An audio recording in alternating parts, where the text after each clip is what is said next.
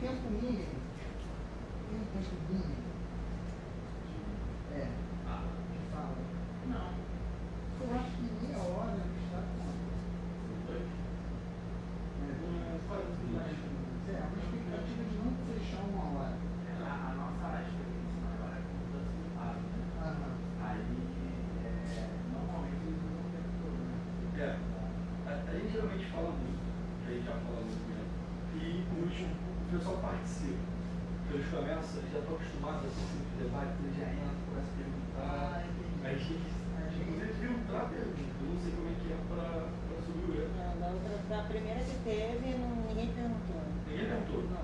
Foi? Boa tarde. Só boa tarde. As pessoas só se apresentaram. Tá. É que vocês estão, o pessoal está conhecendo, né? Acho que vale a pena até comentar, gente, ó, se quiser fazer pergunta, faz pergunta no chat. Boa. E aí a gente responde no final. Acho que é interessante. Mas a gente não vai ter essa pergunta lá. Não, aí eu controlo. A Débora controla. Vamos só conferir ali a posição da madeira. Aqui está ok. E aqui também está interessante. Vocês querem sentar aqui pra gente... Legal. Senta um e um fica em pé aqui pra mim, só pra eu acertar como...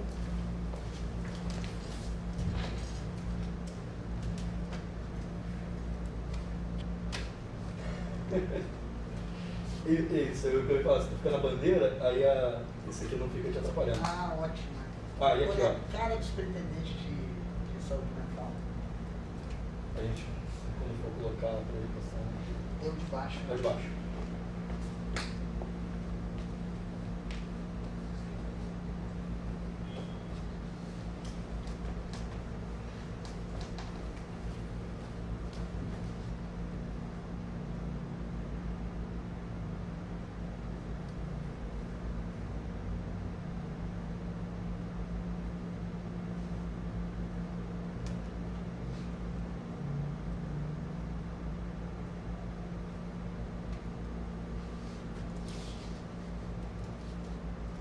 Vocês vão começar já?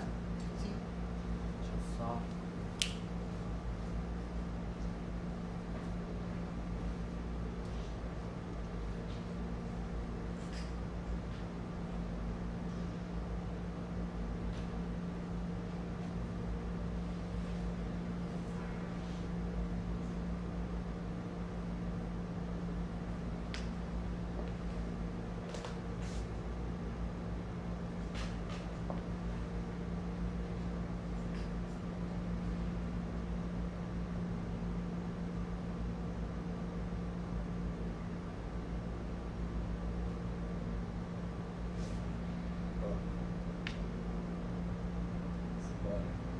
Vou mandar lá pra galera.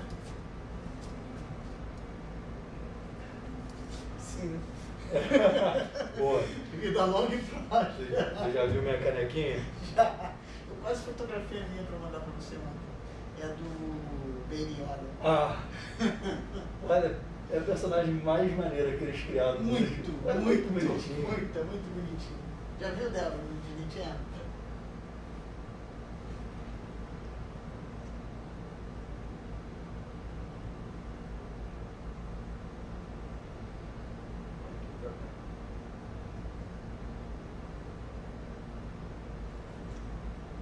Isso não tem a lâmpada, não. Não funciona o... Tá aí? Aqui tá ok. Mas essa é a minha apresentação. Essa é sua? Essa é a minha. Nossa, eu ia sair andando bala, né? Não tá indo, não?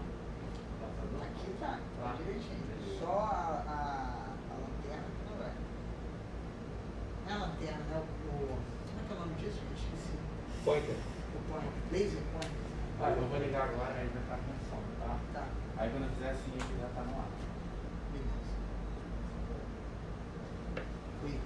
Não aparece o som aqui não? Ele vai direto? Não, vai Não. Tá.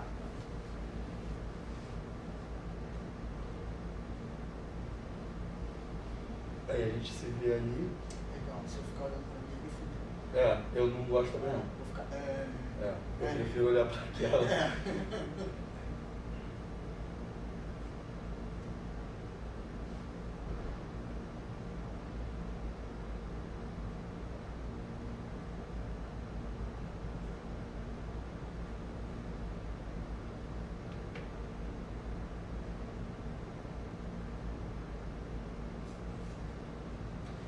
Boa tarde a todos, o meu nome é Simone Lino, eu sou médica e sou assessora de deshospitalização da SUDUE.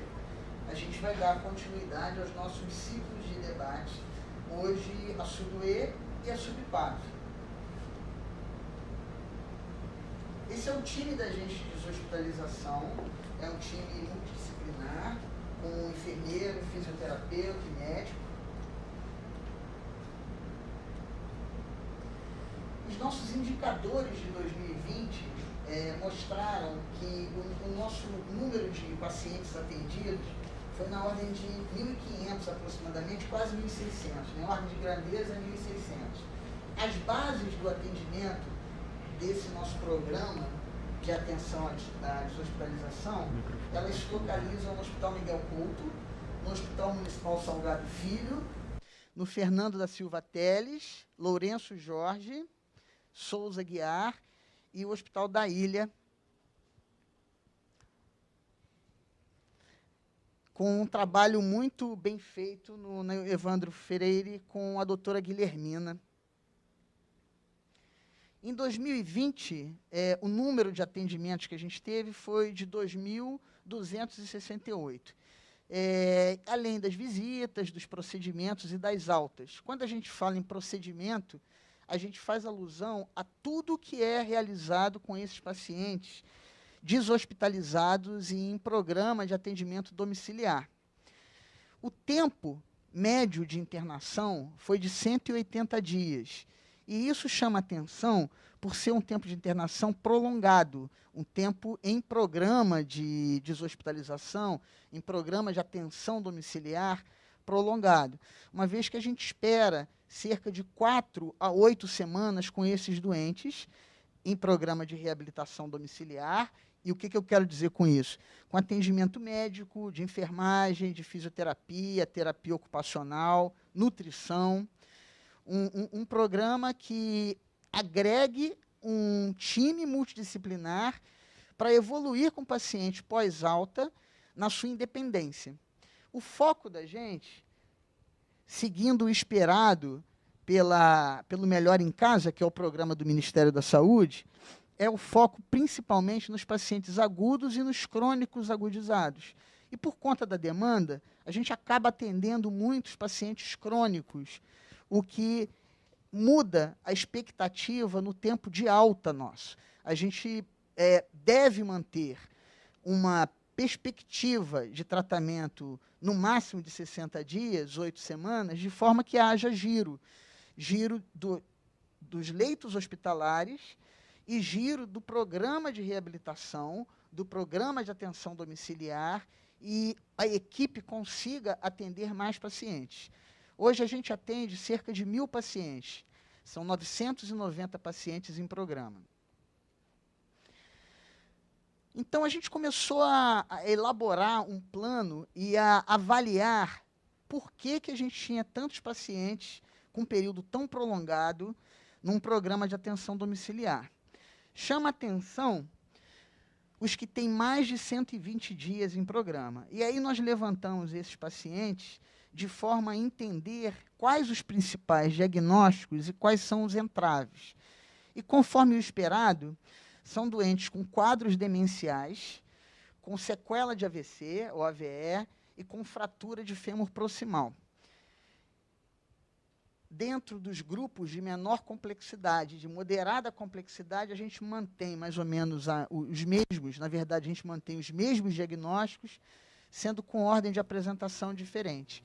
Até os pacientes mais complexos, que a gente chama de AD3, que são pacientes que, na maioria dos casos, precisam de suporte ventilatório, e esses doentes, geralmente, são pacientes jovens, com algum processo de neuropatia, microcefalia e outros, e também são doentes que vão permanecer por longo tempo em programa, às custas das patologias e da sequela, e da necessidade, evidentemente, de vigilância pela ventilação mecânica.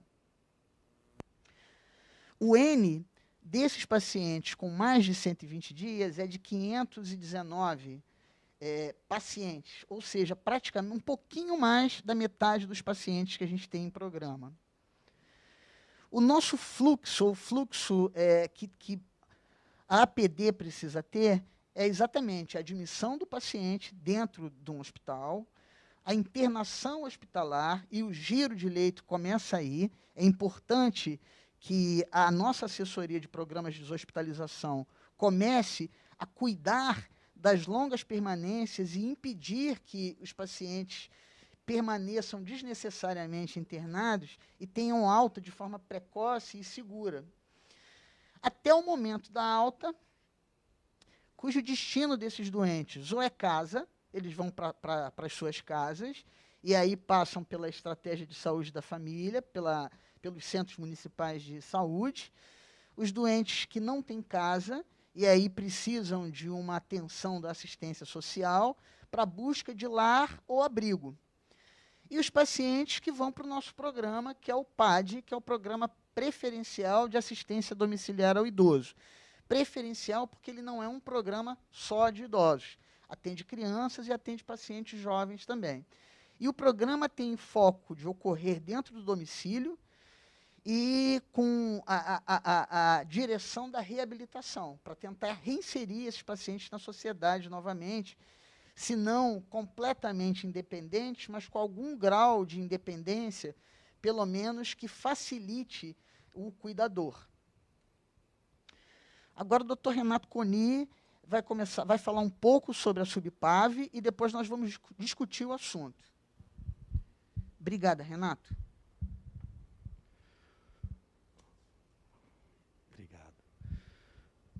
Então, obrigado, Simone. Eu agradeço a oportunidade da SUBPAV participar do ciclo de debate da SUB-UE. É importante que a gente discuta o tema da integração e fico particularmente muito feliz de estar aqui com a Simone, que é uma parceira, conheci na transição, no COI, e temos muito a trabalhar nos próximos anos, porque a área que a Simone está trabalhando, ela tem uma interface muito grande com a atenção primária, a gente precisa estreitar os laços e estreitar a comunicação. Então, eu sou médico de família, formado aqui pelo município, e atualmente estou na Superintendência de Atenção Primária, que é a superintendência que lida com as clínicas de família, com os COIs, com os centros de reabilitação, com as policlínicas, né?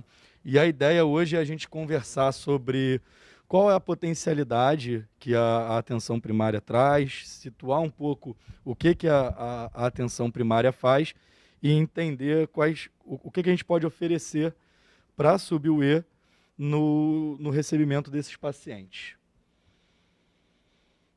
Então, eu começo minha fala com uma apresentação sobre a organização da rede de atenção à saúde, que se inicialmente a gente trabalhava com uma rede que era hierarquizada, fragmentada, em que a gente colocava o hospital, né, sobretudo o hospital universitário, como o grande norteador dessa rede, o grande ordenador dessa rede e o ápice do sistema, a gente caminhou para uma rede poliárquica, para uma rede estruturada em torno da atenção primária, né? Isso não quer dizer que a gente mudou a importância ou a gente desconsidera o grande valor dos hospitais, sobretudo dos centros de excelência, mas como ordenadora da rede, a gente entende que a atenção primária, por ter nas suas características o acesso de primeiro contato, ela vai ordenar e vai coordenar o cuidado desse paciente, que sempre vai voltar à atenção primária, mesmo que ele acesse outros equipamentos de saúde do município, né? Então, isso é um trabalho diário de reconstrução e de orientação da rede, mas o nosso objetivo é que a compreensão, seja dos profissionais, seja dos pacientes, é de que a gente se organiza numa rede poliárquica, numa rede integrada e numa rede em que todos se comunicam. Depois eu trouxe um pouco dos princípios da atenção primária para que a gente possa entender aonde que a gente ancora as nossas práticas, aonde a gente busca a nossa inspiração para qualquer ação. Esses atributos foram descritos pela Barbara Starr, uma pesquisadora americana que por diversas vezes esteve no Brasil, inclusive na implantação da atenção primária no município do Rio de Janeiro. E ela traz os atributos essenciais, que é o nosso core, o nosso cerne, e os atributos derivados. Entre os atributos essenciais da atenção primária estão o acesso de primeiro contato, né? Então a gente entende a atenção primária como a porta de entrada do sistema de saúde, aonde o paciente que tem alguma questão em saúde vai procurar pela primeira vez o atendimento. E, por isso, a atenção primária é um gatekeeper do sistema, ela é uma porta de entrada mesmo, ela é o que vai ordenar para onde esse paciente vai caminhar. A gente trabalha com o conceito de longitudinalidade, ou seja, o paciente ele vai ser visto em diversos momentos da sua experiência com a determinada doença ou na sua experiência de vida. A gente costuma brincar que a consulta na atenção primária ela é uma grande consulta que dura anos e ela se desenvolve em alguns capítulos. E a cada vez que o paciente procura o seu médico de família, o seu enfermeiro na atenção primária, a gente adiciona uma página a essa história, a essa grande consulta.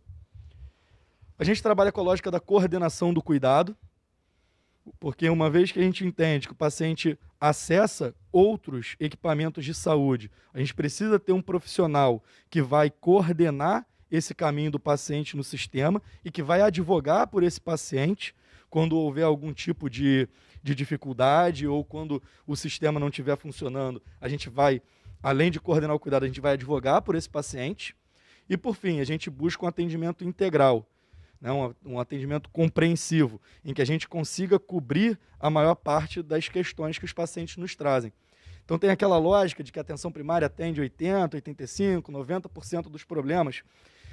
Entendo, não é dos problemas de saúde, não quer dizer que a gente pega o Harrison e a gente sabe 90% do Harrison, não, nada disso. A gente consegue resolver 90% dos problemas que chegam até nós.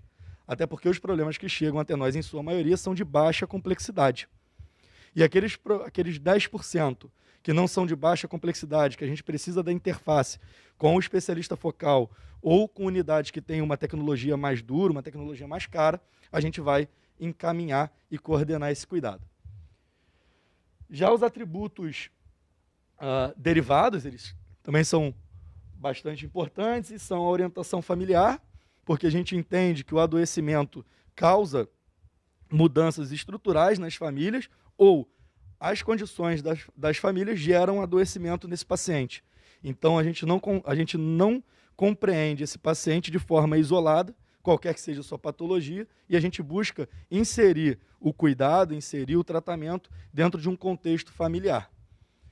A gente também leva isso para a comunidade, porque os determinantes sociais são importantes, talvez os fatores mais importantes do processo de adoecimento de uma população, né? Tem um artigo em inglês interessantíssimo em que eles mostram que o zip code, né, o CEP do paciente é um fator prognóstico maior do que a dieta ou do que fatores clássicos de risco cardiovascular para desfechos desfavoráveis, né? Então isso para nós é muito caro. A gente entende que adoecer na Rocinha é diferente de adoecer no Leblon, que é diferente de adoecer em Acari, e que a gente precisa entender o contexto dessa comunidade, como eles acessam o serviço de saúde, como eles estruturam as suas vidas e suas relações e incorporar isso no plano terapêutico do paciente. Por fim, competência cultural. O médico de família, o médico da atenção primária, ele adequa a sua prática àquela população que está sendo assistida por ele. E a gente precisa trabalhar questões de comunicação, questões de acesso, de prática àquela comunidade, aprender com eles, como essa comunidade lida com a saúde, respeitar as suas tradições e incorporar isso de alguma forma na nossa prática, né? Obviamente, trabalhando com saúde baseada em evidência, trabalhando com as melhores práticas, com economicidade e tudo mais. Isso tudo faz parte da prática da atenção primária, né? A atenção primária ela está bem desenvolvida na maior parte dos países do mundo, né? Desde 1970, com a Conferência de Alma-Ata, há um incentivo ao fortalecimento da atenção primária. E aqui no Brasil, a principal estratégia de implantação da atenção primária é a estratégia saúde da família, né? Então, quando a gente fala de estratégia saúde da família, a gente está falando sobre a operacionalização da atenção primária no Sistema Único de Saúde. Apesar da gente ver a atenção primária em outros sistemas, né?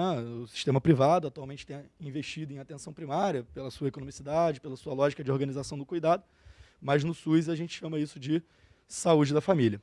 E como que está organizada uma equipe de saúde da família? É uma equipe composta por aproximadamente 10 profissionais, quando ela está completa.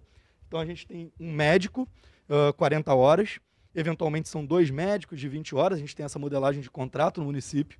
Um enfermeiro, trabalha 40 horas, técnico de enfermagem, também 40 horas, e agentes comunitários de saúde, que vão de 4 a 6 por equipe e que trabalham 40 horas na equipe.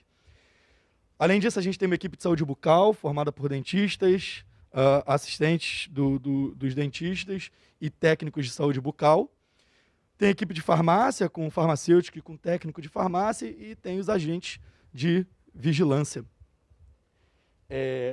Todos esses profissionais estão implicados no cuidado ao paciente. Todos esses profissionais têm as suas funções bem definidas na nossa carteira de serviços, que está disponível no site da Subpav. E a gente entende que uma equipe bem coordenada, ela dá conta desses 90%, 80% dos agravos que chegam nas unidades básicas de saúde. Tá? Como é que a gente organiza a atenção domiciliar na atenção primária? Então, os agentes comunitários de saúde são profissionais que estão muito vinculados ao território, né? São profissionais que moram naquele território, são a condição para a sua contratação, eles são moradores do território que eles atendem e eles têm um trabalho muito vinculado à visita domiciliar.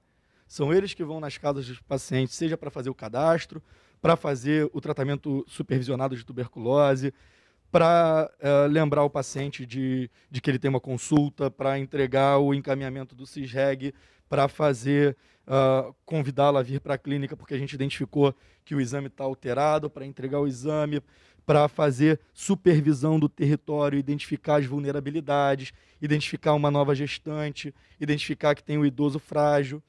Então, esses profissionais, eles são os olhos, os braços e as pernas das equipes dentro do território. O técnico de enfermagem tem atribuições bastante variadas dentro da unidade, desde dos cuidados a pacientes com feridas até a administração de medicação. Eles fazem visitas domiciliares, eles fazem coletas de exame no domicílio, eles fazem cuidados a osteomias, a feridas dentro do domicílio, em geral, sob supervisão do enfermeiro. Enfermeiro esse que tem na sua agenda padrão, que eu vou mostrar no próximo diapositivo, que tem pelo menos um turno de visita domiciliar, de atendimento domiciliar, bem como o médico, que dentro da sua estrutura de agenda também vai fazer um turno de atendimento no território. Saúde bucal, farmácia, agentes de vigilância também podem ir ao território, mas eles não se inserem no contexto de atendimento das equipes necessariamente. Então, aqui é uma agenda padrão de uma equipe, né? Uma equipe com médico e com enfermeiro. O médico vai fazer 6 ou 7 turnos de atendimento dentro do consultório. Tem um turno de reunião de equipe, em que toda a equipe para fazer vigilância, supervisão, organizar os processos de trabalho. E ele tem, o médico nesse caso, numa quarta-feira à tarde, o seu turno de visita domiciliar. O enfermeiro na quarta-feira à tarde e o médico na segunda-feira. Então, obviamente, cada equipe se organiza de acordo com o perfil da população, né? Com o perfil da unidade, para que a unidade não fique vazia, mas todos os médicos, todos os enfermeiros têm pelo menos um turno para fazer atendimento domiciliar. Nesse atendimento domiciliar, a gente vai atender os nossos pacientes que a gente entende que precisam dessa visita, seja porque ele é um paciente acamado, seja porque ele é um paciente que está temporariamente restrito ao lar, seja porque é um paciente que recebeu alta do hospital e precisa de um acompanhamento longitudinal, com reabilitação, com saúde mental, com dispensa de medicamento, com cuidado das feridas. Então, a gente já tem introjetado na prática das equipes de saúde da família esse atendimento domiciliar. Então, aqui está um exemplo de uma visita, de um atendimento domiciliar na Rocinha, uma paciente muito querida, ela era uma nonagenária, né, seu filho já um septuagenário, e a gente foi lá para fazer algum tipo de atendimento e levou uma equipe para conhecer como é que funcionava isso lá dentro da Rocinha, lá na Rua 3. Bem, e o que a gente precisa trabalhar para os próximos meses ou para os próximos poucos anos, né? A gente precisa acelerar isso. A gente precisa melhorar a nossa comunicação, a gente precisa integrar melhor a comunicação entre a rede de atenção hospitalar e a rede de atenção primária. Tá?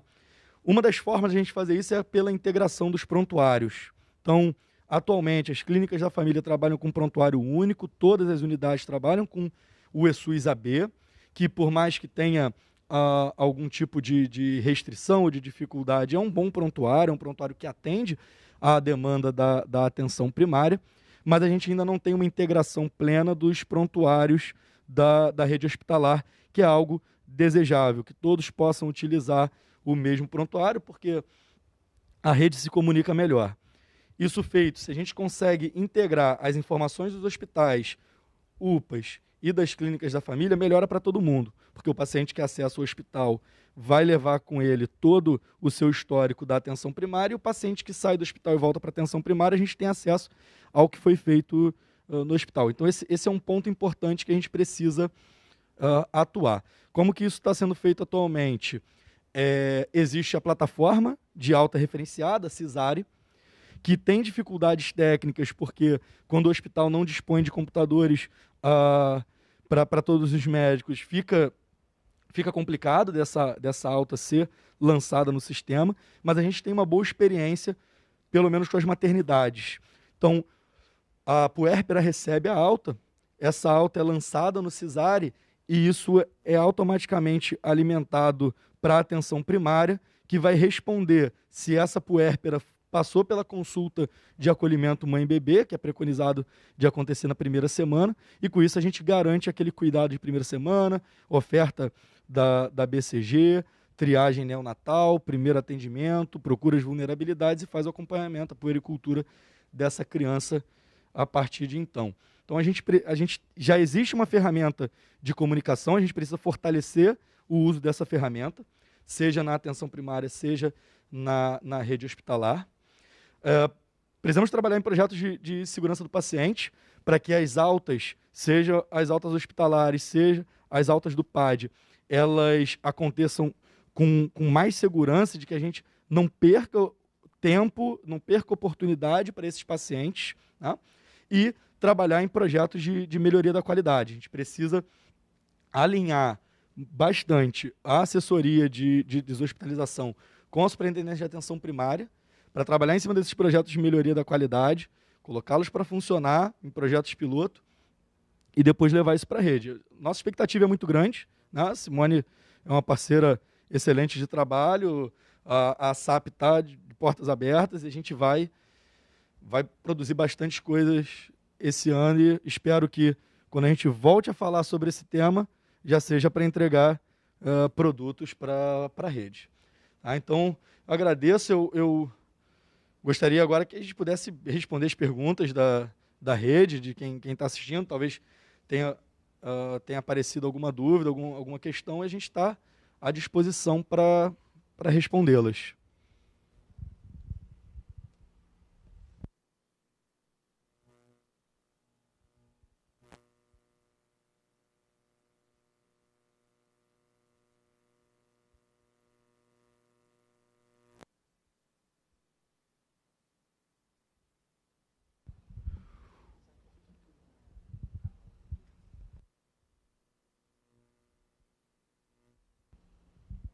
Pronto, voltou. Então, como não surgiram dúvidas, a apresentação e o vídeo vão subir para a plataforma para que, eventualmente, outras pessoas possam assistir. Eu não deixei o e-mail da SAP, mas é saps, com S no final, saps.smsrio@gmail.com. Quem tiver algum questionamento ou alguma dúvida ou quiser conversar sobre a atenção primária, pode mandar e-mail para a gente vai responder tão logo seja possível. E vou passar para a Simone para ela fazer o encerramento. Obrigado a todos. Pode ser daqui da mesa? Que aí ficamos os dois. A gente vem revendo esses números e a nossa expectativa é ampliar a nossa capacidade de deshospitalização dos pacientes e, como eu disse, de uma forma segura. E isso só é possível numa parceria que já existe, porque a Secretaria Municipal de Saúde é uma coisa só, entre a atenção primária, a SUBPAV, e entre a APD, que é da SUB-UE. A gente pensa muito seriamente nos pacientes de menor complexidade, AD1, numa ajuda substancial da estratégia de saúde da família, e isso é um projeto que já existe, e eu e o Dr. Renato, a gente tem discutido bastante sobre isso. Dessa forma, a gente consegue liberar a APD com mais braços e capacidade de atender mais pacientes e tirar mais pacientes, repito, de forma segura dos hospitais. Também não sei se apareceu o e-mail da APD, mas é subue.desosp, com pmudo, @gmail.com. Eu agradeço a todo mundo por essa atenção e o tempo que vocês dispensaram para assistir o vídeo. Renato? Ok, então, boa tarde para vocês.